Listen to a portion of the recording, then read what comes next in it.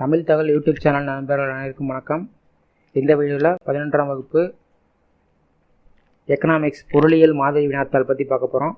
இந்த வீடியோவில் ஆங்கிலம் மற்றும் தமிழ் மீடியத்தில் படிக்கக்கூடிய மாணவர்களுக்கு ஒரே வீடியோவில் அப்டேட் பண்ணுறோம். அதனால் இந்த வீடியோவை ஸ்டார்டிங் டு எண்டு வரையும் ஸ்கிப் பண்ணாமல் பாருங்கள்.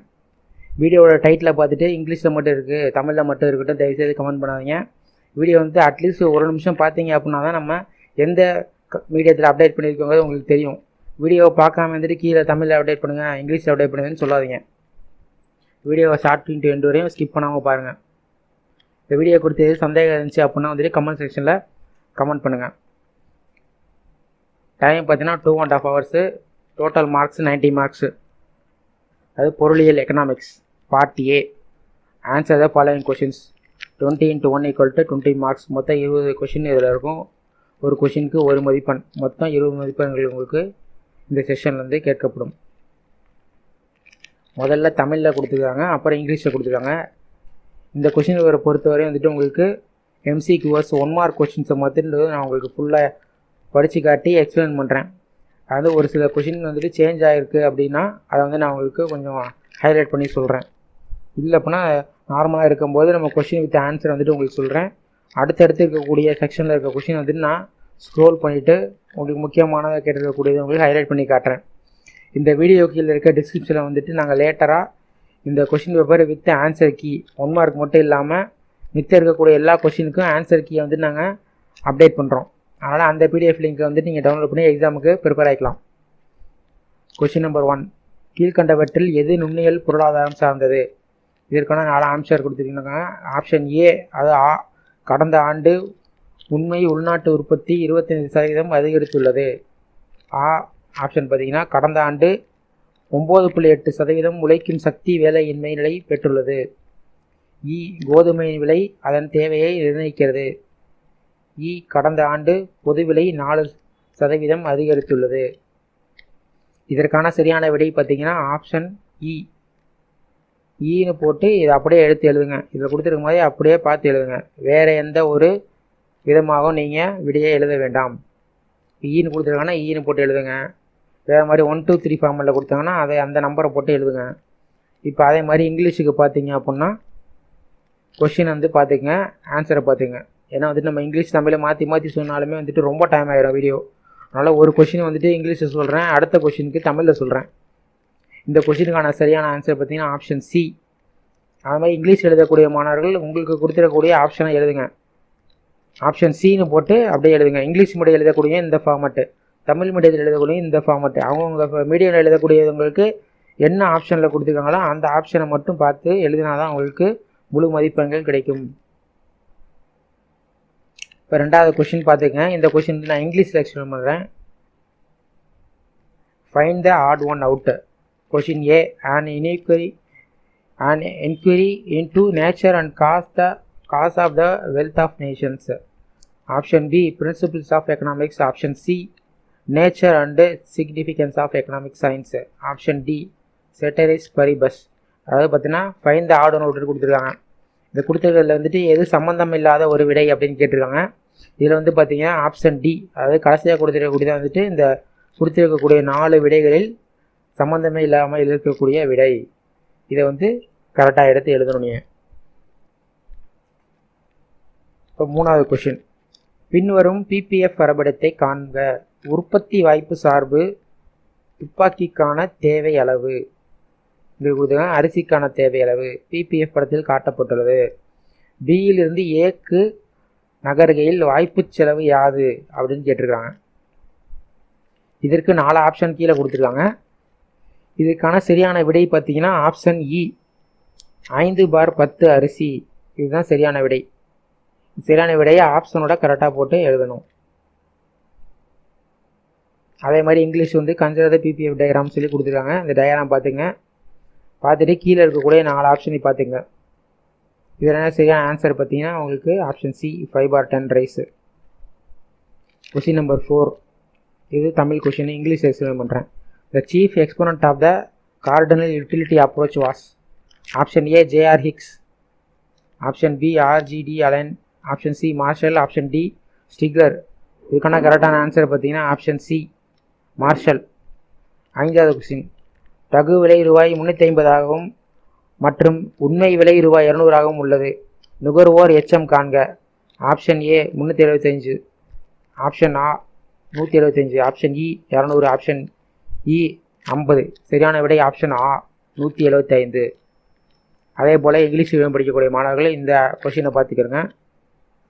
கொஷினை படித்து பார்த்துட்டு அதுக்கான ஆன்சரை செலக்ட் பண்ணி எழுதுங்க. இதுக்கான சரியான விடை ஆப்ஷன் பி 175. எவ்வாறு கொஸ்டினில் மாற்றி கொடுத்துருக்காங்க பாருங்கள். மேலே வந்துட்டு சி டாட் அப்படின்னு கொடுத்துருக்காங்க. இங்கே பார்த்தீங்கன்னா கமா கொடுத்துருக்காங்க. அதனால் ஒவ்வொரு கொஷினுக்கும் மேக்ஸிமம் உங்களுக்கு ஆப்ஷன் மாறாது. அப்படி மாறி இருந்ததுன்னா அவங்க கொடுத்துருக்கக்கூடிய அந்த ஃபார்மேட்டையே நீங்கள் ஃபாலோ பண்ணி அந்த கொஷின் பேப்பரில் இருக்கிறத அப்படியே பார்த்து எழுதுங்க. மித்தபடி எந்த சேஞ்சஸும் பண்ணாதீங்க. அடுத்த கொஷின் பார்க்கலாம். அடுத்த கொஷின் வந்துட்டு உங்களுக்கு நான் இங்கிலீஷில் எக்ஸ்பிளைன் பண்ணுறேன். Demand curve can be derived from the law of diminishing marginal utility on which the following assumptions. Utility can be measured in quantitative terms. Utility of money is constant. இந்த மேலே கொடுத்துருக்கக்கூடிய 2 ஸ்டேட்மெண்ட்டில் கீழே வந்துட்டு ஒரு 4 ஆன்சர் கொடுத்துருப்பாங்க. Option A only one is true, அதாவது option B both 1 and 2 are true, option C only 2 is true, D neither 1 nor 2 is true அப்படின்னு கொடுத்துருக்காங்க. இதற்கான சரியான விடை option B both 1 and 2 are true. அது தமிழ் மீடியம் மாணவர்கள் மேலே பார்த்துக்குங்க. இந்த வீடியோவை பாஸ் பண்ணி படித்து பார்த்துங்க. ஏன்னா உங்களுக்கு ஆன்சர் தெரியுன்னு தான் வந்துட்டு உங்களுக்கு கலரில் ஹைலைட் பண்ணியிருக்கோம். ஆப்ஷன் கரெக்டாக பார்த்து எழுதணும். கொஸ்டின் நம்பர் 7, தேநீர் பண்டத்தை விளக்கக்கூடிய 3 தேவை விலை கோடுகள் படத்தில் காட்டப்பட்டுள்ளது. தேநீர் விலை, தேநீர் அளவு, தேநீர் மற்றும் காப்பி ஆகியன பதிலி பண்டங்கள் என்க. காப்பியின் விலை உயர்ந்தால் பின்வருவனவற்றுள் எத்தகைய மாற்றம் அங்காடியில் தேநீர் பண்டத்திற்கு உரியதாக அமையும்? இதற்கான 4 ஆப்ஷன் கொடுத்துருக்குறாங்க. இதற்கான கரெக்டான விடை பார்த்தீங்கன்னா ஆப்ஷன் ஏயிலிருந்து சி. இதே கொஷின்ஸு இங்கிலீஷில் கேட்டிருக்காங்க. இதை நோட் பண்ணிக்கோங்க. இந்த மாதிரி கொஷின் கொடுக்கும்போது கொஷினை வந்து புரிஞ்சுக்கிறதுக்கு 1 minute ஆகும். அதுக்கப்புறம் சரியான ஆன்சரை நீங்கள் எடுத்து எழுதணும். எப்படி எழுதினாலும் உங்களுக்கு 1 மார்க் தான் இந்த எம்சிக்யூஸை பொறுத்த வரைக்கும். அதனால் இந்த மாதிரி கொஞ்சம் குழப்பம் அடையக்கூடிய கேள்விகள் கேட்கும்போது அந்த கேள்விகளுக்கு கவனமாக நீங்கள் படித்து பார்த்து ஆன்சர் பண்ணணும். அப்போனா வந்துட்டு உங்களுக்கு ஃபுல் மார்க் ஸ்கோர் பண்ண முடியும். 8வது கொஷின். இந்த கொஷின் வந்துட்டு நான் உங்களுக்கு இங்கிலீஷில் எக்ஸ்பிளைன் பண்ணுறேன். In a firm, 6 units of factors produces 30 units of product. When the number of factor increases by 1, the production increases to 42 units. Calculate the average product அப்படின்னு கேட்டிருக்காங்க. இதற்கான கரெக்டான ஆன்சர் பார்த்தீங்கன்னா ஆப்ஷன் பி 6. அடுத்த கேள்வி தமிழில் பார்க்கலாம். விகித அளவு விளைவு விதியாகும். இதற்கான 4 ஆன்சர் கீழே கொடுத்துருக்காங்க. பார்த்தீங்கன்னா வளர்ந்து செல் விகித அளவு விளைவு விதி, ஆப்ஷன் ஆ குறைந்த செல் அளவு விளைவு விதி, ஆப்ஷன் இ மாறா விகித அளவு விளைவு விதி, ஆப்ஷன் இ மேற்கூறிய அனைத்தும். இதுக்கான சரியான விடை பார்த்தீங்கன்னா ஆ குறைந்த செல் அளவு விளைவு விதி. இங்கிலீஷ் மீடியம் மாணவர்கள் கீழே பார்த்துக்கலாம். உங்களுக்கு ஆப்ஷன்ஸ் மாறாது. கொஸ்டின் வந்துட்டு உங்களுக்கு தமிழில் பார்த்தீங்கன்னா சுத்தமாக புரியாது. இங்கிலீஷில் வந்துட்டு நீங்கள் அந்த வீடியோவை ஸ்டாப் பண்ணி பார்த்துக்கிறங்க. இல்லை நீங்கள் லேட்டராக ப்ரிப்பேர் பண்ணுறீங்க அப்படின்னா எனக்கு எக்ஸாம் டைமுக்கு முன்னாடி நாங்கள் பிடிஎஃபை லிங்க்கை கொடுத்துருவோம் டிஸ்கிரிப்ஷனில். நீங்கள் அப்போ வந்து டவுன்லோட் பண்ணி பார்த்துக்கொள்ளலாம். இல்லை உங்களுக்கு ஆன்சர் வந்துட்டு இந்த 2 மார்க்கு, இந்த 3 மார்க் கொஷின், 5 மார்க் கொஷின்ஸ்லாம் வந்துட்டு நீங்கள் வேணும் அப்படின்னா நீங்கள் ஸ்டாப் பண்ணி நோட் பண்ணி வச்சுக்கோங்க. நீங்கள் ஆன்சரை வந்து நீங்கள் ப்ரிப்பேர் பண்ணி வைங்க. நம்ம வந்துட்டு அந்த கீ கொடுத்தோன்னே நம்ம அப்டேட் பண்ணுறோம். உங்களுடைய அந்த ஆன்சரை இதையும் கம்பேர் பண்ணி பாருங்கள். இந்த ஆன்சர் இருக்கக்கூடிய கீவேர்ட்ஸை வந்து நீங்கள் உங்கள் ஆன்சரில் மென்ஷன் பண்ணியிருக்கீங்களான்னு பாருங்கள். அந்த மாதிரி கீவேர்ட்ஸை வந்து நீங்கள் எழுதிருந்தீங்கன்னா அப்படின்னா தான் உங்களுக்கு மார்க் கொடுப்பாங்க. என்ன தான் நீங்கள் பக்கமாக எழுதினாலும் அவங்க வந்து எதிர்பார்க்கக்கூடிய அந்த கீவேர்டு வந்துட்டு அந்த ஆன்சரில் இருந்தால் மட்டுமே வந்துட்டு உங்களுக்கு மார்க்குகள் கிடைக்கும். அதனால் வந்துட்டு இந்த கோடிடுவதற்கு வந்துட்டு நீங்கள் இந்த பேனா வந்து யூஸ் பண்ணணும், பென்சில் யூஸ் பண்ணணும்னு சொல்லிட்டு கொஷின் பேப்பரில் கொடுத்துருப்பாங்க. அந்த மாதிரி நீங்கள் அந்தந்த கீவேர்டு பாயிண்ட்ஸை வந்துட்டு நீங்கள் கோடிட்டு காட்டணும். அந்த கோடிட்டு காட்டக்கூடிய விடை மட்டும் இருந்தாலே வந்துட்டு ஃபுல் மார்க் கொடுத்துருவாங்க, எல்லாத்தையும் படித்து பார்க்க மாட்டாங்க. கொஸ்டின் நம்பர் 10 பாருங்கள். கூற்றியே சம உற்பத்தி செலவு கோடு நேர்கோடாக உள்ளது, காரணம் ஆர். 2 உற்பத்தி காரணிகளுக்கு இடையே மாற்று வீதம் அங்காடியில் நிலையாக உள்ளது. இது வந்து உங்களுக்கு மாறுபட்டு கேட்கக்கூடிய கேள்வி. நம்ம வந்து கொஸ்டின் பேப்பர் பேட்டர்ன் சொல்லும் போது சொல்லியிருக்கோம், ஒவ்வொரு கொஸ்டின் பேப்பர் பார்க்கும்போதுமே வந்துட்டு இந்த மாதிரியான மாறுபட்ட கேள்விகள் உள்ளது. இங்கிலீஷில் வந்து பார்த்தீங்கன்னா இது அசஷன் ரீசன் நம்ம சொல்லியிருக்கோம். ஏற்கனவே பார்த்தக்கூடிய மாடல் கொஸ்டின் பேப்பர்லேயும் இந்த மாதிரி கொஸ்டின்கள் கேட்டிருக்காங்க. இந்த மாதிரி கொஸ்டின் கேட்கும்போது நல்லா ஃபஸ்ட்டு அந்த கூற்று காரணம் ரெண்டையும் படித்து பார்த்துங்க. படித்து பார்த்துட்டு புரிந்து கொண்டு அதுக்கப்புறம் கீழே இருக்கக்கூடிய ஆன்சரை நீங்கள் எழுதணும். இதுக்கு வந்து கரெக்டான ஆன்சர் பார்த்தீங்கன்னா ஏ மற்றும் ஆர் 2 சரி, மேலும் ஏக்கான சரியான விளக்கம் ஆர். இதுதான் சரியான விடை. இந்த கொஸ்டினை வந்துட்டு சேஞ்ச் பண்ணி கேட்டிருக்கனால நான் இங்கிலீஷில் எக்ஸ்பிளைன் பண்ணுறேன். அசஷன் ரீசன் இதுக்கு பேர். அசஷன் ஏ பார்த்துங்க, and isocost line is straight line. Reason R, the market rate of exchange between the two input is constant. இதுக்கு 4 ஆப்ஷன் கொடுத்துருக்காங்க. both A and R are true and R is correct explanation of A. அதாவது இது ரெண்டுமே correct. R வந்துட்டு ஏவுக்கான கரெக்டான explanation சொல்லியிருக்காங்க. இதுதான் வந்துட்டு சரியான விடை. மித்த கீழே இருக்க 3 வந்துட்டு தவறு தான். B வந்துட்டு ஏவுக்கு மாதிரி பாருங்க, both A and R are true கொடுத்துருக்காங்க, but R is not correct explanation of Aன்னு கொடுத்துருக்காங்க. அதில் கொஷினோட ஆன்சர் நீங்கள் கரெக்டாக படித்து பார்த்துட்டு செலக்ட் பண்ணுங்கள், அப்போ தான் உங்களுக்கு மார்க் கிடைக்கும். அதுமாதிரி கொஷின் நம்பர் 11, சராசரி மாறும் செலவினையை கணக்கிடுவதற்கான சூத்திரத்தை கண்டறியன்னு கேட்டிருக்காங்க. இதுக்கான சரியான விடை பார்த்தீங்கன்னா ஆப்ஷன் ஆ, TVC/Q. அதே மாதிரி இங்கிலீஷில் identify the formula of estimating average variable cost. இதுக்கான கரெக்டான ஆன்சர் ஆப்ஷன் பி, TVC/Q. பின்வரவற்றை பொருத்தி சரியான விடையை தரப்பட்டுள்ள குடியிலிருந்து தெளிவு செய்க. இது வந்து மேட்ச் த ஃபாலோவிங் மாதிரி கேட்டிருக்காங்க. பட் இது 1 மார்க் தான். இதுக்கு நீங்கள் ஏகப்பட்ட வேலைகள் செய்ய வேண்டியிருக்கும். ஃபஸ்ட்டு மேட்ச் பண்ணிவிட்டு அதுக்கப்புறம் எந்த ஆப்ஷனில் இந்த மேட்ச் த ஃபாலோவிங் கரெக்டாக கொடுத்துருக்காங்க அதை நீங்கள் எடுத்து எழுதணும். இதுக்கு எவ்வளோ தான் நீங்கள் டைம் ஸ்பெண்ட் பண்ணாலும் கொடுக்க போது 1 மார்க் தான். பட் அந்த 1 மார்க்கையும் நீங்கள் இழக்க முடியாது. அதனால் இந்த மாதிரி கொஸ்டினுக்கு கொஞ்சம் டைம் அதிகமாக ஸ்பெண்ட் பண்ணி நீங்கள் விடையை எழுத வேண்டும்.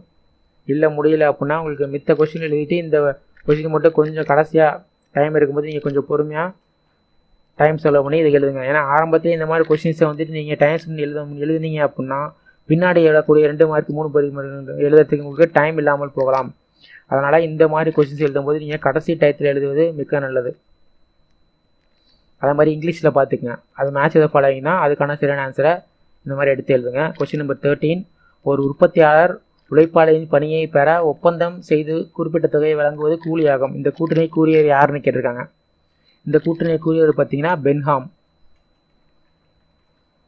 இது வந்து அதே மாதிரி இந்த ஸ்டேட்மெண்ட்டை வந்து யார் சொல்லியிருக்காங்கன்னு கேட்டிருக்காங்க இங்கிலீஷில், அதுக்கு பென்ஹாம் ஆன்சர் வந்து ஒன்று தான். உங்களுக்கு கொஷின் வந்துட்டு உங்களுக்கு தமிழ் மற்றும் இங்கிலீஷில் வந்து பார்த்தீங்கன்னா தான் அந்தந்த மீடியத்தில் படிக்கக்கூடிய மாணவர்களுக்கு புரியும். அது மாதிரி question number 14, the year 1921 is also known as அப்படின்னு கேட்டிருக்காங்க. இதுக்கான சரியான விடை பார்த்தீங்கன்னா option D, year of great divide. Question number 15, the objective of industrial policy 1956 was. சரியான ஆன்சர் பார்த்தீங்கன்னா develop heavy industries. Tamil medium படிக்கக்கூடிய மாணவர்கள் மேலே பார்த்துக்குங்க, இந்த வீடியோவை பாஸ் பண்ணி ஆன்சரை தெரிஞ்சுக்குங்க. கொஸ்டின் நம்பர் 16, ஜிஎஸ்டியில் அதிகபட்ச வரி விதிப்பு டேஷ் ஆகும். ஆப்ஷன் 4 கொடுத்துருக்காங்க, 18, 24, 28, 32. நமக்கு தெரியும் ஜிஎஸ்டி கொஞ்ச நாளுக்கு முன்னாடி வந்துச்சு. அதுக்கான சரியான ஆன்சர் பார்த்தீங்கன்னா 28, 28% தான் அதிகபட்ச வரி விதிப்பாக இருக்குது. இது வந்து ஒரு ஜென்ரல் கொஷின் தான். இதுக்கு நீங்கள் இப்போ படிச்சுக்கிட்டே தேவையில்லை, ஜென்ரலாக எழுதலாம். 17, கூற்று ஏ, தொழில் கொள்கை 1991 இந்திய பொருளாதாரத்தில் தாராளமயமாக்கலுக்கு வழிகோலியது. காரணம் ஆர், 1991 ஆண்டுக்கு முன்பு வரை தொழில் வளர்ச்சி மெதுவாக காணப்பட்டது.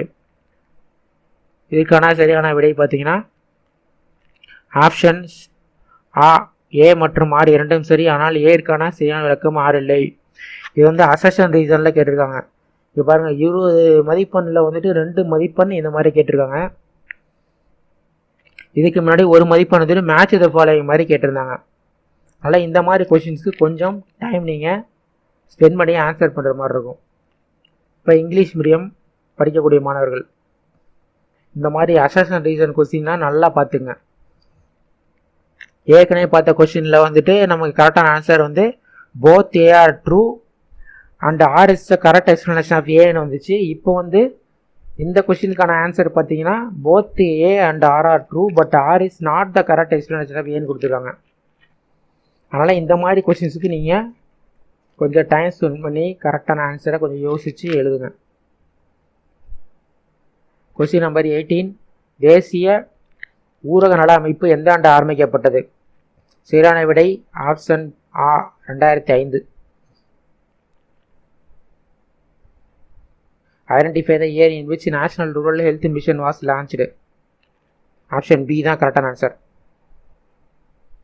Question number 19, which district in Tamil Nadu has highest sex ratio?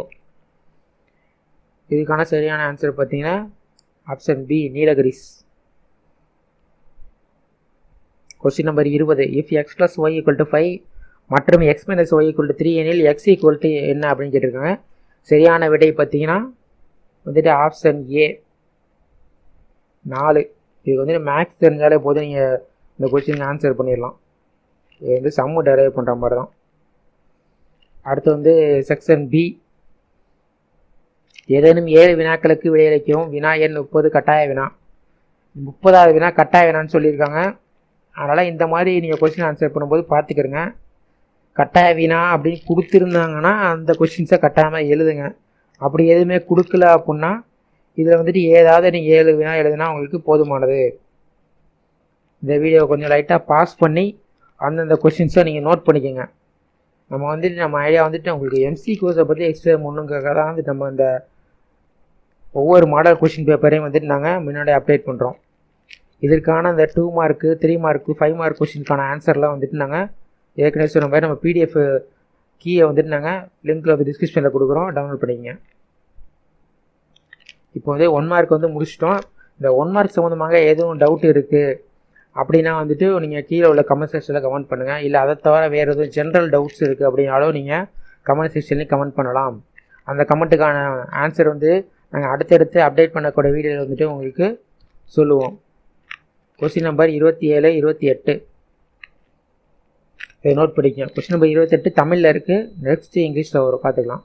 இந்த வீடியோ வந்துட்டு இந்த 2 மார்க் 3 மார்க் 5 மார்க் வேணும்னா வீடியோவை பாஸ் பண்ணி நோட் பண்ணிக்கோங்க. இல்லை தேவையில்லை என்பவர்கள் இந்த 2 மார்க் எக்ஸ்ப்ளனேஷன் மட்டும் பார்த்தா போதுமானது. கொஸ்டின் நம்பர் 29 இது வந்து பெருசாக கேட்டிருக்காங்க. அது மாதிரி கொஸ்டின் நம்பர் 30 அதுவும் கொஞ்சம் பெருசாக தான் கேட்டிருக்காங்க. இந்த கொஸ்டின்ஸ்லாம் நீங்கள் பார்த்துங்க, ஏன்னா உங்களுக்கு நல்லா தெரிஞ்ச கொஸ்டின்ஸை எழுத பாருங்கள். இந்த மாதிரி சப்டிவிஷனில் கேட்டிருக்காங்க அப்படின்னா அந்த சப்டிவிஷனில் கேட்கறது நல்லா தெரியும் அப்படின்னா அதை சூஸ் பண்ணி எழுதுங்க.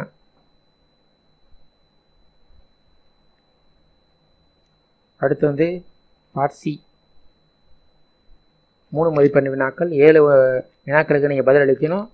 40வது வினா கட்டாய வினா, கம்பல்சரி கொஸ்டின் சொல்லியிருக்காங்க. அதனால் 40வது வினாவை தவிர மித்த இருக்க வினாக்களில் நீங்கள் 6 வினாக்கள் எழுதுனா உங்களுக்கு போதுமானது. இந்த வீடியோவை பாஸ் பண்ணி நோட் பண்ணிக்கோங்க. அதுமாதிரி 36, 37, 38, 39, 40 கட்டாயம்னு சொல்லியிருக்காங்க. அது மாதிரி நீங்கள் கம்பல்சரி கொஸ்டின் வந்துட்டு எதுங்கிறத பார்த்துங்க. இதில் 40ன்னு கொடுத்துருக்கனால எது 40 கட்டாயமாக எழுதணும். அடுத்த செக்ஷனில் மேலே கொடுத்துருந்ததில் வேறு மாதிரி கொடுத்துருந்தாங்க. அதனால் அந்த கட்டாய வினாங்கிறத எந்த வினாங்கிறத நோட் பண்ணிக்கோங்க, மாற்றி எழுதிடாதீங்க.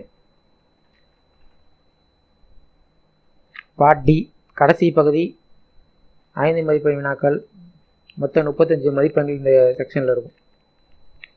அதாவது எல்லா வினாக்களுக்கும் விடையளிக்கணும். இது வந்து பார்த்தீங்கன்னா உங்களுக்கு 6 கொஸ்டின்ஸில் கொடுத்துருப்பாங்க. 41A அல்லது 41B இந்த மாதிரி கொடுத்துருப்பாங்க. அதே மாதிரி தான் வந்துட்டு உங்களுக்கு இங்கிலீஷ்லேயுமே இருக்கும். 41A 41B கொடுத்துருக்காங்க பாருங்கள். ரெண்டில் ஏதாவது ஒன்று எழுதினா போதும். அது மாதிரி நீங்கள் ஆன்சர் எழுதும்போது 42A அப்படின்னு போட்டு இந்த கொஸ்டின் வந்து போட்டு எழுதிட்டு நீங்கள் எழுத ஆரம்பிக்க. எதுவுமே கொடுக்கல அப்படின்னா போடுங்க. ஏபின்னு கொடுத்துருக்கோன்னா அந்த பின்னு போட்டு எழுத ஆரம்பிச்சிருங்க. ஏன் காரணம் என்னென்னா இங்கே பாருங்கள், இந்த கொஸ்டின்லாம் வந்துட்டு உங்களுக்கு 4 வரி இருக்குது. இந்த கொஷினை ஃபுல்லாக நீங்கள் எழுதிட்டு இருந்தீங்கன்னா உங்களுக்கு டைம் அதிகமாகிடும். இதில் இருக்கக்கூடிய டயத்தில் நீங்கள் எல்லா விடையும் எழுதி ஆக வேண்டும். அதனால் நீங்கள் வந்து ஆப்ஷனோட நம்பரை மட்டும் போட்டு எழுதுங்க. ஏற்கனவே நம்ம பார்த்தக்கூடிய ஒரு மாடல் கொஷினில் வந்துட்டு நம்பர் மட்டும் தான் கொடுத்துருந்தாங்க, ஏபி அப்படிங்கிறத கொடுக்கல. அந்த மாதிரி சூழ்நிலையில் வரும்போது நீங்கள் அந்த நம்பரை போட்டு கொஷின்னா அப்படியே பார்த்து எழுதுங்க. இந்த மாதிரி ஆப்ஷன் ஏபின்னு கொடுத்துருந்தாங்க அப்படின்னா அந்த கொஷினோட நம்பரை போட்டுட்டு ஏவா பியா எழுத போறீங்களாங்கிறத நீங்கள் ஏ எழுத போறீங்கன்னா ஏன்னு போட்டு எழுதிடுங்க. அவ்வளோதான், கொஷின் எழுத தேவையில்லை. சரி, 42, 43, 44, 45, 46, 47 இதோட வந்துட்டு உங்களுக்கு இந்த கொஷின் பேப்பர் வந்துட்டு உங்களுக்கு கம்ப்ளீட் ஆகுது. இந்த வீடியோ வந்துட்டு உங்களுக்கு பயனுள்ள வீடியோவாக இருந்திருக்கும். இது மறக்காமல் 11th படிக்கக்கூடிய அனைத்து மாணவர்களுக்கும் ஷேர் பண்ணுங்கள். இந்த வீடியோ பிடிச்சுன்னா வீடியோக்கு ஒரு லைக் பண்ணுங்கள். இது வரைக்கும் நம்ம சேனலை நீங்கள் சப்ஸ்கிரைப் பண்ணலாம். இந்த வீடியோ கீழே இருக்க ரெட் கலர் சப்ஸ்கிரைப் பட்டன் அழுத்தி சப்ஸ்கிரைப் பண்ணிங்க. அப்படியே பக்கத்தில் இருக்க பெல் சிம்பலையும் ப்ரெஸ் பண்ணுங்கள். அப்போ தான் வந்துட்டு நாங்கள் நெக்ஸ்ட் அப்டேட் பண்ண வீடியோக்கள் வந்துட்டு நோட்டிஃபிகேஷனாக வரும். மற்றும் ஒரு பயனுள்ள வீடியோவில் சந்திப்போம். நன்றி.